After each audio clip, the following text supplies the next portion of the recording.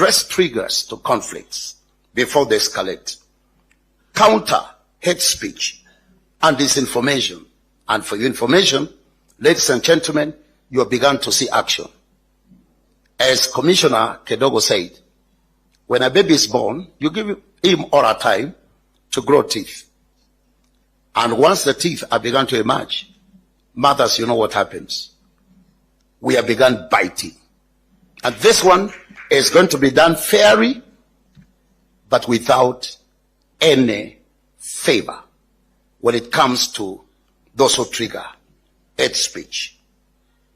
Apart from that, ladies and gentlemen, in this early warning, we want to make sure we address triggers to conflicts before they escalate, counter hate speech and disinformation, promote dialogue and reconciliation, and ensure that communities are equipped with the tools and platforms necessary to resolve disputes